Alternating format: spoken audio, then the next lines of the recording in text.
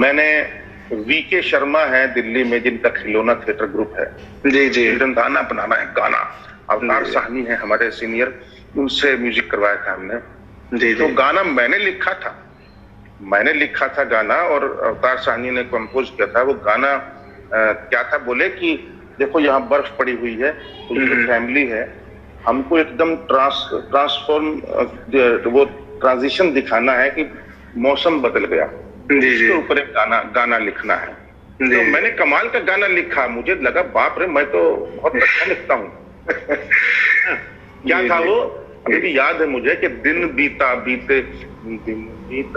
बीते हफ्ते और महीने बीते, कष्ट भरे दिन कटे रे उनके आंसुओं को पीते। दिन बीता बीते हफ्ते और महीने बीते, बागों में खिल गए थे फूल, बर्फ हटी दिखने लगी धूल, बागों में खिल गए थे फूल, घोंसलों से सब चिड़िया निकली, फूलों पर उड़ने लगी तितली। कुछ ऐसा था। अरे वाह, बहुत उम्दा, आप गाते बहुत अच्छा है सर। हाँ, नहीं गाना नहीं, मैं तो गाना तो खैर उन्होंने कंपोज किया था, मैंने लिखा था। आप लेकिन गा भी बहुत अच्छा रहे थे। अरे जाने दीजिए, चने के पेड़ पे मत लगाइए। तो मेरे कहने का मतलब है कि मैं 4 महीने वहां रुक गया था जी, और मैंने उन 4 महीनों में जी, ये आज मैं गर्व के साथ कह सकता हूं, दिल्ली में इतना थिएटर देखा, इतने क्लासिकल प्रोग्राम देखे, और मेरे पास पैसे बिल्कुल नहीं होते थे। मैं पहले तो किराए पे रहा, लोकेश खट्टर है उनके साथ जी। फिर मेरे एक रिलेटिव है, मेरी भाभी जी की बहन है, उनके एक दुकान थी, उनके यहाँ रुक गया, वेस्ट पटेल नगर में जी जी। तो मैं रुक गया और उनकी दुकान पे काम करता था सुबह शाम, और सुबह जाता था और उतना ही पैसा लेकर के जितने में आप 1-2 परोठे खा लो या 2 रोटी खा लो जी, और बस का किराया लेकर जाता था, वहां मिल जाता था। और कई बार वो भी नहीं होता था, कई बार पैदल निकल लेते थे, या थोड़ा मुश्किल तो हुई। लेकिन वो 4 महीने मेरे पीटर ब्रूक की महाभारत, एक डॉक्टर की मौत, और प्रसन्ना का नाटक जिसमें इरफान खान थे, लाल घास पर नीले घोड़े, और प्रसन्ना का एक और नाटक जो उसमें था, क्या नाम था, वो जापानीज प्ले था एक, उसमें भी आलोक चटर्जी थे, इरफान खान थे, ये क्लासमेट थे जी, तो और द फादर आशीष विद्यार्थी भी थे, और उनका भी नाटक देखा। ये बहुत सारे नाटक, मैंने इतने नाटक देखे ना उन दिनों, ये बच्चीराम सेंटर के नाटक, ये रंजीत कपूर के नाटक, चेखव की दुनिया वगैरह, बहुत कुछ देखा उन दिनों मैंने जी, जी। और कौन सा था, कुरु स्वाहा था या नहीं, वो तो बाद में देखा। तो बहुत सारे नाटक देखा, और ये 4 महीने मतलब सोनल मान सिंह इधर से, भीमसेन जोशी इधर ये, क्योंकि मंडी हाउस जो था वो एक हब है जी जी जी, और बहुत सारे अच्छे प्रोग्राम होते थे हर रोज जी जी जी। तो वो जो 4 महीने थे कमाल, और उन 4 महीनों में मैंने जाना नेशनल स्कूल ऑफ ड्रामा क्या है जी, वहां मैं अंदर जाता था, झिझक के डरता जाता था, और फोटो देखता था वो गैलरी में लगी हुई जी, नसीरुद्दीन शाह, ओमपुरी, कहीं अनुपम खेर, कहीं राज बब्बर, कहीं ये, और कहीं पता नहीं कौन, और मेरे को लगते थे ये सारे भगवान जी जी, मतलब। और फिर मैंने ब्रोशर देखा, ब्रोशर में राम गोपाल बजाज, देवेंद्र राज अंकुर, अनुराधा कपूर, मेरे लिए ये सारे बड़े देवता गण थे जो आकाश में बैठे थे जी जी। तो मुझे लगा मुझे इस आकाश में अभी नहीं रहना चाहिए, मुझे अपने घर पताल में नहीं धरती पर जाना चाहिए।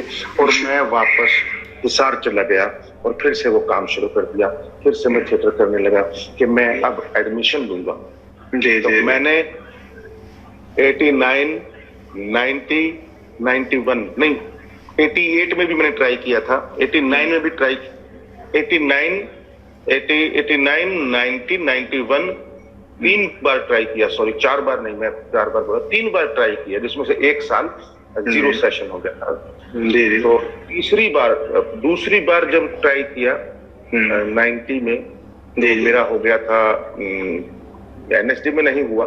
जी एनएसडी ने एक वर्कशॉप करी जिनका नहीं हुआ था, बोले कि नहीं अच्छे हैं सब लोग, तो जी 40 दिन का। जी जी तो पूना में 40 दिन का वर्कशॉप किया। बंसी कौल ने वर्कशॉप। अच्छा जी एंड आपके योगेश पंत थे जी जी जी और सिद्धार्थ चक्रवर्ती थे। ये 3 लोग थे जिन्होंने ऑर्गेनाइज किया था वर्कशॉप को। वो वर्कशॉप बहुत क्रिएटिव रही। जी जी थिएटर बहुत क्रिएटिव वर्कशॉप रही। तो उस वर्कशॉप से के बेस पे अगले साल मेरा एडमिशन हो गया था जी एनएसडी में। पहले मेरा इंडियन थिएटर में हुआ उस साल। जी जी जी उस साल मेरा चंडीगढ़ में डिपार्टमेंट है ड्रामा का, इंडियन थिएटर, जिसमें मेरा एडमिशन हो गया। और 1 साल बाद मैंने अधूरा छोड़ दिया, फिर वो 1 साल बाद मेरा नेशनल स्कूल ऑफ ड्रामा में हो गया। मेरा एम था जी जी क्योंकि चंडीगढ़ इंडियन थिएटर में भी जो सारे टीचर थे वो सारे नेशनल स्कूल ऑफ ड्रामा के थे। जी कुमार वर्मा हो, मोहन महर्षि हो, रानी बलबीर कौर हो, नीलम मान सिंह चौधरी हो, सारे एनएसडी के टीचर। प्रसन्ना भी आते थे, वो भी एनएसडी से, जो भी आता था सब एनएसडी के थे। तो फिर मैं भी एनएसडी क्यों ना करूं। जी जी तो हाँ, जितनी पढ़ाई, जितना सीरियसनेस वहाँ है और फैसिलिटीज है जितनी नेशनल स्कूल ड्रामा में, उतनी मेरे ख्याल कहीं और नहीं है। इसलिए बेस्ट, एशिया का बेस्ट ड्रामा स्कूल इसलिए बोलते हैं। जी जी तो बस फिर उसके बाद बल्ले बल्ले जी जी क्योंकि कितने हजारों लोग पूरे इंडिया से और अब्रोड से आते हैं। और आज तो सीटें बढ़ गई हैं, 30-35 हो गई हैं, लेकिन हमारे टाइम में 20 थी। जी जी 20 में से भी 5 लड़कियां और 2 फॉरेनर, बाकी बचे 13 लोग। 13 में से कोई एक आध शेड्यूल कास्ट या कोई रिजर्व सीट। जी जी 2 बाकी बचे 11 लोग। जी उन 11 में से हम आ गए। हम अपने आप को बहुत ही लकी समझते हैं। जी जी तो मेरा एडमिशन हो गया विजित। जी जी और एडमिशन होने के बाद मेरा मन नहीं लगा, एकदम नई जगह, और मैं ना इन्फीरियरिटी कॉम्प्लेक्स में आ गया। इन्फीरियरिटी कॉम्प्लेक्स यूं, यार ये तो सब अंग्रेजी बोलते हैं, यार ये तो सब, अच्छा हरियाणा का अकेला मैं। जी जी तो अंग्रेजी बोलते हैं यार, कोई केरला का है, कोई आसाम से है, कोई बंगाल से है, कोई दिल्ली से है, कोई कहीं से है, कोई कहीं से है, महाराष्ट्र से है, कोई मध्य प्रदेश से, राजस्थान से। जी हरियाणा से कोई मेरे अलावा कोई था ही नहीं। मतलब जी से मध्य प्रदेश के 3 लोग थे, महाराष्ट्र के 2 या 3 लोग थे, ऐसे थे, बंगाल के 2 लोग थे, आसाम के 2 लोग थे। तो अभी ऐसे करके मैंने कहा यार, हमारा तो दिल्ली से भी 3 लोग थे, हमारे हरियाणा से तो मैं अकेला हूँ। एक दिन मैं रिसेप्शन पे खड़ा था, बड़ा उदास सा था। फोन के पास था, चौकीदार भी खड़ा था, सिक्योरिटी वाला भी खड़ा था, बैठे थे। और मेरे पता नहीं दिमाग से निकल गया, फोन पे बात कर रहा था मैं। वहां जो रिसेप्शन पे जो फोन था ना, उसमें मैं बात कर रहा था किसी से, और मैं बोल रहा था, अबे यार दिमाग खराब हो गया, बहन हरियाणा से कोई है ही नहीं, और दिमाग मतलब बात किससे कर रहा है समझ में नहीं आती यार, हिंदी बोल बोल कर थक गए हम। तो वही जो बीड़ी पी रहा था वो चौकीदार बोला, रे के बात क्यों कर गाड़ियां बकरिया से। मैंने कहा ये तो हरियाणवी है। मैंने कहा मिल गया भाई, मिल गया। वो एक चौकीदार था, वो हरियाणा से था, नजफगढ़ से था। तो इस तरीके से हरियाणवी था वो, लेकिन इस तरीके से मेरा वहां दिन बीते अच्छे शुरू में। लेकिन जब मन लगा एक बार, तो मुझे लगता है कि जो भी थिएटर के लोग हैं और वो जो सक्षम हैं एनएसडी करने में, उनको जरूर करना चाहिए, जरूर करना चाहिए। As human being, as a personality development, as a सामाजिक व्यक्ति, सोशल जो भी है, उससे होगा कुछ नहीं। मुझे नहीं पता 3 साल तो बर्बाद होंगे, आप बर्बाद नहीं, लेकिन आपको बहुत कुछ जानने को सीखने को मिलेगा, जिससे आप अपने बारे में बहुत अच्छे से और ज्यादा जान सकते हैं। जी जी जी जी। आपके अंदर एक कॉन्फिडेंस दे सकता है। मतलब कोई भी अच्छा इंस्टीट्यूशन हो, जैसे भारतेंदु नाट्य अकेडमी जी का बड़ा नाम है, चंडीगढ़ में इंडियन थिएटर का बड़ा नाम है, भोपाल में जो संजय उपाध्याय चलाते हैं उसका भी अभी शुरू हुआ अच्छा काम। MPSD सर, मध्य प्रदेश नाट्य विद्यालय। MPSD, जी जी जी। केरला में है एक अच्छा स्कूल, मैंने सुना है। तो इस तरीके से बहुत जगहों पर है बहुत अच्छे, लेकिन जरूरी है, मुझे लगता है सब लोग तो नहीं कर पाएंगे मुझे पता है, लेकिन जो कर पाए ना उनको करना चाहिए, एस्केप नहीं करना चाहिए। मुझे लगता है कि ट्रेनिंग आपको, अगर अच्छे टीचर हैं ना, अच्छे डायरेक्टर हैं, अच्छे टीचर हैं, तो आपको बहुत कुछ, आपको एक्टर तो नहीं बना पाएंगे। देखो गधे को कोई घोड़ा नहीं बना सकता क्योंकि वो तो आपके अंदर क्वालिटी होगी घोड़े की, तभी घोड़ा बनेंगे। तो गधे को खींच खाच के खच्चर बना सकते हैं, लेकिन डायरेक्टर टीचर और कुछ नहीं कर सकते। हाँ, वो एक दिशा दे सकते हैं, आपकी प्रतिभा को, आपके टैलेंट को शार्प कर सकते हैं। आपको ये आपके अंदर जो क्वालिटी है उसकी पहचान कर सकते हैं। जी। आपको क्या नहीं करना है वो बता सकते हैं। जी। लेकिन अल्टीमेटली करना सब कुछ आप ही को है। जी है ना। अगर ऐसे कोई और कर रहा होता तो अमिताभ बच्चन और अभिषेक बच्चन बराबर के एक्टर होते, लेकिन हम घुस नहीं सकते किसी के भी अंदर, कितना भी जोर लगा ले। कोई भी डायरेक्टर टीचर अपने स्टूडेंट के अंदर घुस नहीं सकता, वो बता सकता है। तो हमें वहां पॉसिबिलिटीज मिलती हैं कि हमारे अंदर क्या क्या क्वालिटीज हैं और क्या क्या डिसक्वालिटीज हैं, क्या क्या हमें करना चाहिए, क्या क्या नहीं करना चाहिए। एक उसका एक ज्ञान कैसे होता है। जी जी जी जी। क्योंकि अल्टीमेटली आप स्टानिस्लावस्की पढ़ लो, आप ब्रेख्ट पढ़ लो, ग्रोटोस्की पढ़ लो, आप मार्क्स पढ़ लो, आप रशियन, आपने मैक्सिम गोर्की या चेखव या दोस्तोयेवस्की के कुछ भी नाटक या कहानियां कर लो, या नॉवल कर लो, है ना, पुष्किन के अंदर, या कुछ भी कर लो।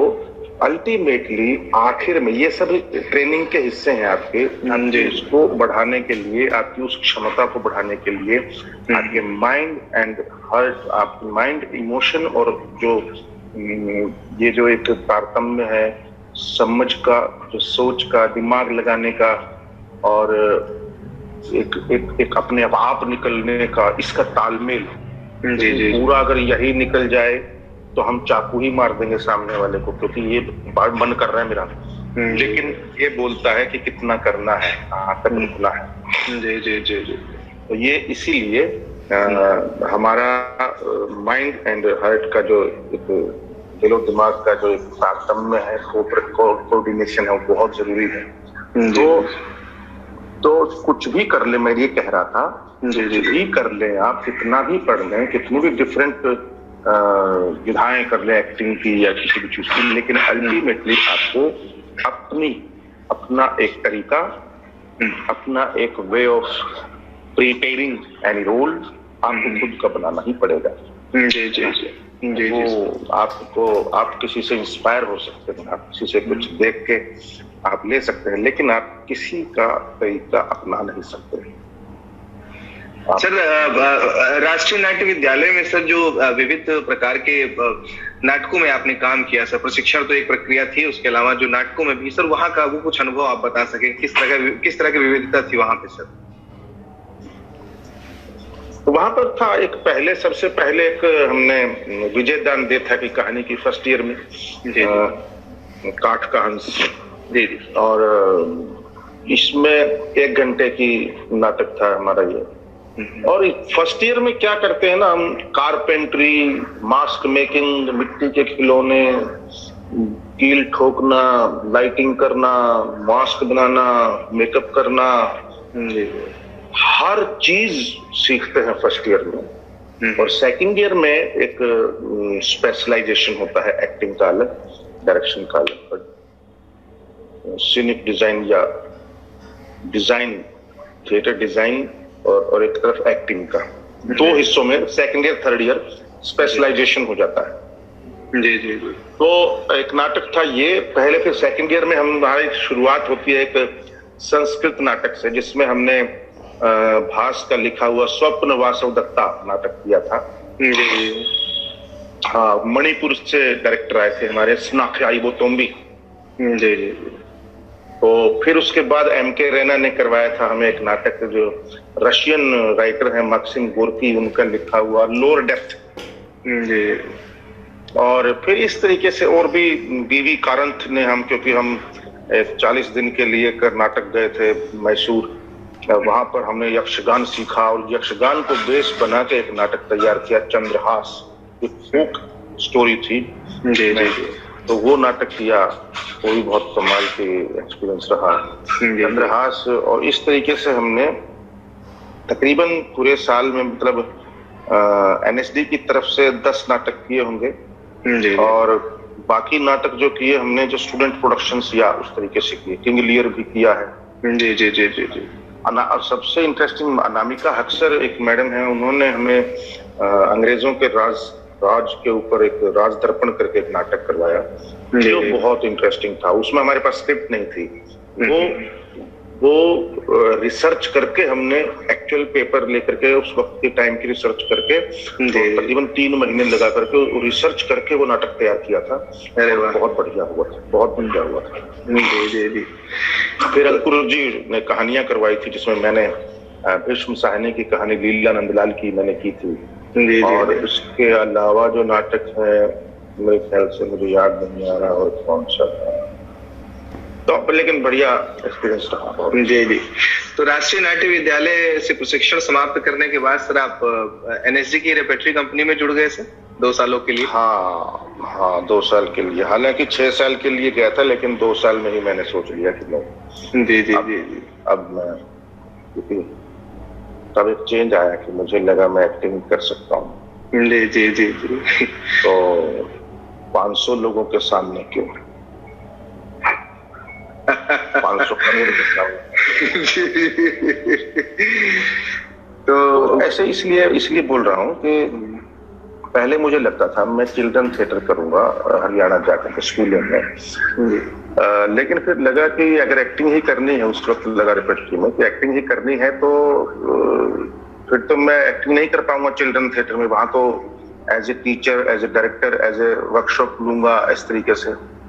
तो इसलिए मैंने वो छोड़ दिया। फिर मैंने कहा नहीं यार, अभी एक ट्रैक पकड़ो। अभी 3 साल से मैंने अपना एक डायरेक्शन का भी लाइन पकड़ा है, एक्टिंग और डायरेक्शन 2 चीजें हो गई। जी जी जी। अच्छा हाँ, मैंने एनएसडी के दौरान ही, एनएसडी में ही 2 नाटक डायरेक्ट कर दिए थे अपने एरिया में जाके, हिसार में। बगिया बादशाहराम की, हाँ, बगिया बादशाहराम की और होली। जी जी जी। महेश कुंचवार का होली, और बगिया बादशाहराम की, किसका है ये नाटक, बंगाली राइटर है शायद, उनका लिखा हुआ है। उसको मैं फिल्म भी करने वाला था बासु चटर्जी की डायरेक्शन में, लेकिन वो फिल्म नहीं बना। जी जी। तो एनएसडी रेपेट्री सर 2 वर्ष का अनुभव कैसा रहा सर एनएसडी रेपेट्री का? Mind blowing. एमके रैना के नाटक थे कर्मा वाली और मुआवजे, ये किए, जिसमें सीमा विश्वास और काफी सारे बहुत सारे लोग थे, रवि खनविलकर और मुकेश तिवारी, हम सब बहुत सारे उसमें जुड़े हुए थे लोग। और फिर ये था एक सबसे इम्पोर्टेंट जो नाटक था, 2 नाटक है सबसे इम्पोर्टेंट थे रेपेट्री में। जी जी। एक का नाम था आइंस्टाइन, तो मैंने आइंस्टाइन का रोल किया था, यंग आइंस्टाइन का। और उस वक्त मेरे ख्याल से वो नाटक को बेस्ट संगीत नाटक अकेडमी अवार्ड भी मिला था, और राइटर को भी, मोहन महर्षि जो लिखा था उन्होंने डायरेक्ट किया था। और ये नाटक, इस नाटक की बहुत चर्चा हुई थी, और ये नाटक मेरी जिंदगी में भी बहुत मायने रखता है, क्योंकि मैंने इसके लिए अपने आप को पूरा चेंज किया था। जी जी जी जी। और एक नाटक था बड़े न खेले छोटे खेल, रोबिन दास एक हैं डायरेक्टर टीचर हमारे, जी जी। उन्होंने डायरेक्ट किया था बड़े न खेले छोटे खेल। एक फ्रेंच प्ले है, डेरियोफो का लिखा हुआ archangels don't play pinball game, उसका ट्रांसलेशन है, अडेप्टेशन है, जो कि हमने किया था। कॉमेडी नाटक है, मस्त, बहुत ही 3 घंटे का नाटक था, तकरीबन 2.25 घंटे तक हंस हंस के पगला गए हम क्या, ऑडियंस सॉरी, और 10 मिनट रुलाया और लास्ट के 5 मिनट फिर हंसाया। तो ये ग्राफ बहुत बढ़िया है, 3 घंटे हंसाओ, 10 मिनट रुलाओ और आखिर में हंसा करके भेजो। जी सर, आप देश के उन चुनिंदा अभिनेताओं में से एक हैं सर, जिन्होंने रंगमंच और सिनेमा दोनों के बीच में बहुत बेहतर समन्वय स्थापित किया है। मुंबई में सर, आपने मुंबई में भी रंगमंच को पूरी तरह से जिंदा रखा और नियमित रंगमंच कर रहे हैं सर। तो मुंबई के रंगमंच के बारे में सर कुछ बताइए, वहां का अनुभव कैसा रहा? वहां पहले तो आके ही फ्रस्ट्रेशन शुरू हो गई कि साला इतने मेन रोल करके आया हूं मैं, ऐसे कैसे, मतलब यार ये क्या रोल दे रहे हो यार, ये सीरियल में इतना सा 2 दिन का रोल, ये क्या है ये? अच्छा रोल भी क्या, कुछ करने को है ही नहीं यार, कैसा सेटिस्फेक्शन मिलेगा? बहुत दिमाग खराब हो गया, मुंडा ऐसा रॉन्ग हुआ कि साला कपड़े फाड़ दिए कई बार। छोड़ो यार, भागो यहाँ से, क्या करना है, कोई करने का करने आया है, पैसा कमाने थोड़ी आए, नहीं तो बिजनेस कर लेते। हाँ, पैसा कमाना है, लेकिन मेन तो हमारी सेटिस्फेक्शन होनी चाहिए ना भाई। बिल्कुल बिल्कुल, पैसा तो चाहिए, लेकिन खाने पीने रहने सोने के लिए जितना जरूरी है उतना तो चाहिए। आइलैंड तो बनाने नहीं है, स्विस बैंक में तो छोड़ना नहीं है पैसा। हमें तो इतना ही चाहिए कि हम जी लें और हमारा परिवार जी ले और 4-5 लोग और जी लें बड़े परिवार में या दोस्तों में, नहीं तो कमाना है। और क्या, यहाँ कौन से, और उन्होंने तो समझा ही दिया कि पैसा सब क्या कर लोगे कमा कर। यार मेरे देखिए, मेरी ये कौन सी ब्रांड की शर्ट, मैं कौन सी ब्रांड की पैंट, ये देखा मर्सिडीज, चकाचक, बॉस, मोबाइल या सब the best mobile of the world. घड़ी यार, घड़ी देखो क्या घड़ी है।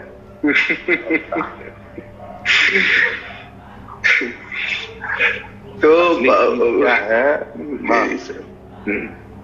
बस तो मैं वही उसी से कनेक्ट कर रहा हूँ थिएटर के। मैं भटकता नहीं हूँ, बात कर रहा होता हूँ, उसका कनेक्शन उससे बनेगा, देखना तुम। तो ऐसा रहा कि कहाँ था मैं, तो यहाँ आकर के मैंने कुछ साल में फ्रस्ट्रेटेड हो गया, मतलब 2.5-3 साल में तो सिर्फ आहट, CID के ये छोटे मैं करता था, क्योंकि ये छोटी कहानियां एपिसोडिक थी। लंबे सीरियल डेली सोप में करना ना, मैंने डेली सोप जाके हाल देखा, मैंने कहा यार ये तो छपाई हो रही है, मतलब डायलॉग याद हो गया तो मतलब छप गया। इसमें एक्टिंग क्या है, डेप्थ क्या है, मत पूछो साला। जो जल्दी याद कर सकता है वो अच्छा एक्टर है जी। और हमें तो याद होता नहीं जल्दी से, तो हम तो भैया रट्टा तो लगा नहीं सकते यार, ऐसा तो इतनी जल्दी। तो डेली सोप को तो नमस्ते कर दी थी, तो हम अब कर सकता हूँ मैं, एक टाइम आने के बाद कर सकता हूँ, ताकि मेरे टाइप का रोल, मेरे टाइप के पैसे, मेरे टाइप का टाइम, सब कुछ मेरी उसके अनुसार हो, जैसे नीली छतरी वाले। जी। तो इस तरीके से कर सकता हूँ। तो सलीम आरिफ ने एक बार बोला, गुलजार साहब ने कुछ कहानियां और कुछ कविताएं लिखी हैं, और मैं, अतुल कुलकर्णी है और काफी फेमस लोग, अच्छे एक्टर जो थे, टीम, गणेश यादव, किशोर कदम, अनूप सोनी और लुबना सलीम, हम सब मिलकर के एक नाटक करना चाहते हैं, तो तुम कर लो।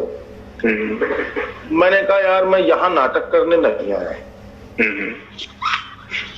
तो मैं यहाँ फिल्में करने आया हूँ, थोड़ा नाम वाम पैसा वैसा होना चाहिए। उस वक्त ये सोचता था मैं, आज नहीं सोचता हूँ, आज तो घंटा।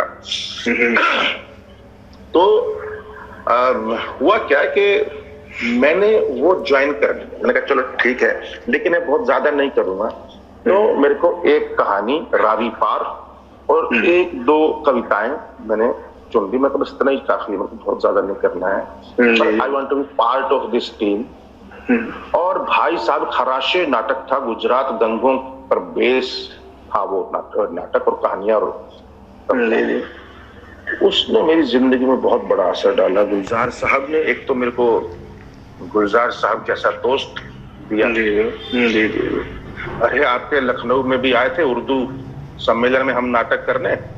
अच्छा, कुछ थी एकेडमी, वहां पर हमने नाटक किया ये। तो नाटक के बाद गुलजार साहब ऐसे स्टेज पे बातें कर रहे थे, सवाल जवाब कर रहे थे, तो एक बड़ा शरारती सा आदमी बोले कि साहब सर आपकी फिल्म का गाना है इजाजत का, उसमें मेरा कुछ सामान लौटा दो। तो उसमें 116 चांद की रातें, ये 116 ही क्यों? गुलजार साहब उसके बाप गुलजार साहब को समझ गए कि ये बहुत सियाना बन रहा है, तो गुलजार साहब ने ऐसे सोचा, बोले नहीं दोस्त वो गलती हो गई, एक्चुअल में 117 थी।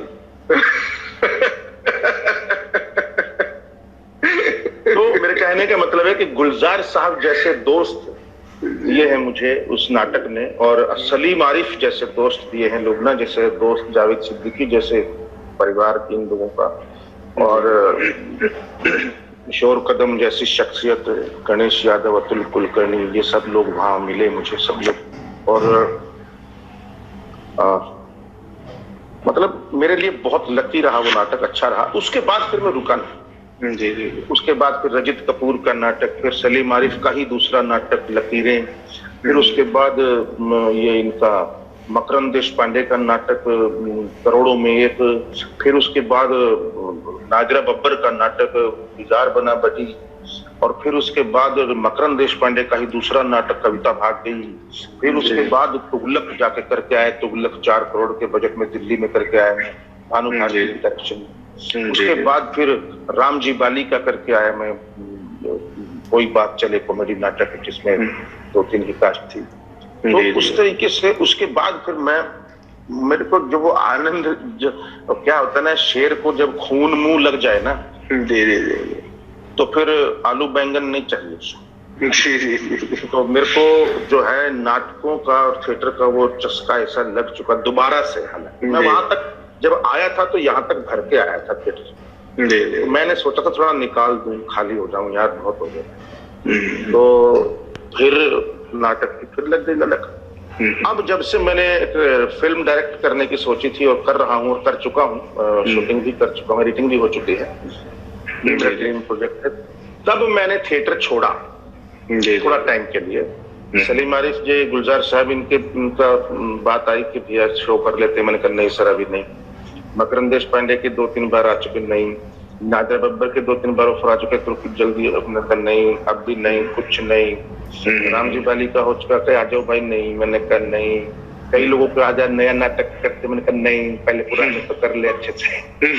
पुराने नाटक तो कहिए नहीं ढंग से, इतने सारे शोज होने चाहिए हर चीज के जो वो पास है, तभी तो नाटक पकता है, तभी तो नाटक पकता है। मतलब हम तो पहली बार तो शुरुआत में करते हैं तो हम घुस रहे होते हैं अंदर, लेकिन जैसे जैसे उसके शोज होते हैं हम फिर अपने उसमें आते हैं। जैसे मैं भी इस बात का मैं स्वीकार करता हूँ कि जब मैं एनएसटी में था, मैं बहुत खराब एक्टर था, मतलब ठीक था, लेकिन मैं अंदर से नहीं कर पाता था। ऊपरी होता था, नकली सा, ऊपरी सा। लेकिन मैच्योरिटी आई रेपेट्री में, आइंस्टाइन के वक्त, या आखिरी नाटक था, कहानियां थी, भीष्म साहनी की कहानी को, वहां पर मेरे को थोड़ा सा अच्छा लगा, जो मुझे सेटिस्फेक्शन दिया। या फिर ये रविंदास का नाटक, या फिर ये मोहन महर्षि का आइंस्टाइन, ये या राज दर्पण, अनामिका अक्षर का, इस तरीके से जो मुझे अच्छे लगी चीजें वो बात। प्रसन्ना का एक नाटक था, अग्नि और बरखा, जी, फायर एंड द रेन, वो पहली बार हमने ही किया था। मतलब सबसे पहले कन्नड़ से, जब वो गिरीश कर्नाड का नाटक कन्नड़ से हिंदी में लिखा गया, हमारे सामने ही ट्रांसलेट हुआ, राम गोपाल बजाज ने किया था, और प्रसन्ना जी ने फर्स्ट शो उसका उन्होंने किया था। जी जी जी जी। बाद फिल्म बनी, उसके बाद बनी अग्नि बरखा, और भी काफी कुछ लोगों ने नाटक किए, हर बताई लोगों ने बार बार, लेकिन पहला नाटक हमने ही किया था, पहला शो। जी बहुत अच्छा। सर, भारतेंदु नाट्य अकादमी की अभी जो वर्तमान में जो लोग वहां पे शिक्षा प्राप्त कर रहे हैं, निश्चित तौर पे सर सभी आपको बहुत एडमायर करते हैं, उनके लिए कोई संदेश है? आगे की यात्रा कैसे तय करें बीएनए से निकलने के बाद? हाँ, मैं उनको यही कहना चाहता हूं, छोटे भाइयों को, कि अपने आप को पहचानिए और गलत दिशा में मत जाइए। जो है जितना है उसको ही ठीक कीजिए। आपके अंदर सबसे जरूरी चीज है पैशन, जुनून, आग। अगर वो है और सही दिशा, गधों की तरह नहीं, घोड़े की तरह रेस लगाए। जी जी। गधों की तरह बोझा नहीं ढोना है। और एक गारंटी देता हूं, लड़की है कोई भी या लड़का है, अगर आप लड़की हैं तो जैसा आप कर सकती हैं वैसा कंगना रनावत, ऐश्वर्या राय, कटरीना कैफ या स्मिता पाटिल या कोई भी नहीं कर सकता। जी। जैसा आप कर सकती हैं, क्योंकि आप यूनिक हैं, दुनिया में आप अकेली ही एक ऐसी हैं जो आपके जैसा काम कर सकती हैं, तो उसको पहचानिए। और अगर लड़का है तो लड़के को ये बोलता हूं कि जैसा तुम कर रहे हो या करोगे वैसा नसीरुद्दीन शाह, अमिताभ बच्चन, इरफान खान और दुनिया की कोई भी एक्टर वैसा नहीं कर सकता जैसा तुम कर सकते हो। तो किसी की कॉपी करने की बजाय इंस्पायर होना अच्छी बात है, अंधभक्त होना ठीक नहीं है। किसी की कॉपी करने की बजाय अपना एक विचार, अपनी एक थॉट, अपना एक तरीका एक्टिंग करने का, अपना रोल तैयार प्रिपेयर करने का अपना तरीका, वो ढूंढिए। और अच्छी एक्टिंग के 3 तरीके हैं, हमें सत्यदेव दुबे ने बताया था। यही तरीके हैं अच्छी एक्टिंग करने के। Number 1 practice, number 2 practice, number 3 practice. और नहीं तो अगर ज्यादा किताबी कीड़े बनोगे और किताबों से एक्टिंग सीखोगे, वो साहित्य में ठीक है पढ़ने के लिए, लेकिन ज्यादा एक्टिंग सीखने की कोशिश करो किताबों से तो सूडो इंटेलेक्चुअल बन जाओगे। तो सूडो इंटेलेक्चुअल नहीं बनना है, हमको इंटेलेक्चुअल बनना है थोड़ा बहुत, लेकिन सही में कर्म के बगैर प्रैक्टिस। सर भारतेंदु नाट्य अकादमी के जो छात्र हैं उनका एक सवाल था, अब हम आखिरी सत्र के आखिरी पड़ाव की ओर हैं। सर, रंगमंच में आप जितने लोकप्रिय हैं उतने ही लोकप्रिय आप सिनेमा में भी हैं। आपके ऐसे किरदार रहे हैं, पूरा देश आपको बहुत स्नेह देता है, बहुत प्रेम करता है। तो सर, ये जो समन्वय है कैमरा और रंगमंच के बीच का, उनका एक सवाल ये है कि ये कैसे आप समन्वय स्थापित करते हैं, क्योंकि 2 अलग अलग माध्यम है। मैं कुछ स्थापित नहीं करता भाई, मैं कोई बीजेपी कांग्रेस थोड़ी हूँ और कोई स्थापित नहीं करता। मैं कोई बड़ा इंडस्ट्रियलिस्ट भी नहीं हूँ, मैं कोई, मुझे कुछ स्थापित नहीं करना है। मैं तो अपनी एक्टिंग करता हूँ यार, जो सीखी है वो करता हूँ। वो कहीं भी कुछ भी आ जाए, वेब सीरीज बना लो, टीवी बना लो, थिएटर करवा लो, ये कर लो, हमें तो अपनी एक्टिंग करनी है। हाँ, एज ए कॉन्शियस माइंड ये एक हमें ध्यान रखना है कि ये थिएटर है तो यहाँ कितना करना है, ये क्लोज है यहाँ कितना करना है, ताकि करना तो वही है। जी जी। पैर से लेके सर तक आपकी एनर्जी दौड़नी चाहिए, चाहे आपका इतना सा क्लोज है। इतना सा क्लोज है तो आप ऊपर टाई लगा के नीचे कच्छा तो नहीं पहन सकते ना। जी जी। तो जितना भी क्लोज है आप उसको, वहां सुई की जरूरत है। जी, तो तलवार चलाने की जरूरत नहीं है।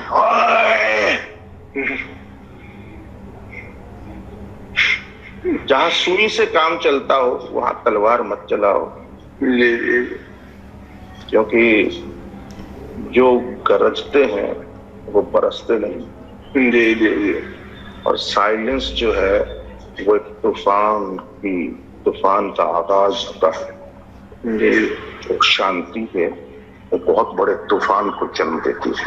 तो साइलेंस, सहजता, सरलता जो पाना बहुत मुश्किल होता है। सहजता जी, जो भी करें उसको ऐसा लगे कि आराम से हो रहा है। जी जी, ज्यादा अरे वो नहीं। हाँ, कुछ रोल होते हैं उसमें आपको थोड़ा सा एक्टिव उसी के साथ, वो जो बोलते हैं ना एक्टर को थिएटर के कि आज तो फाड़ दूंगा मैं, और फिर शो के बाद बोलते मैं खा गया उसको। तो क्या क्या मतलब, उसको तो ऐसा डायलॉग बोला साले की सिट्टी पिट्टी गुम हो गई। जी जी, तो ये जो तरीके हैं ना, ये सबसे खराब तरीके हैं। खाना नहीं, फाड़ना नहीं, आग नहीं लगानी। जी, आराम से कर दो। अगर बात में दम है ना, आपकी बात में दम है, जी जी, don't go to the camera, camera will follow you. बिल्कुल सही। If you are true, camera will come to you, come to your eyes. और अगर आप फड़फड़ाते रहोगे तो कैमरा बोलेगा हटाओ यार इसकी तरफ से। जी जी जी जी, ठीक है सर। इससे ज्यादा ज्ञान मैं नहीं दे पाऊंगा भाई।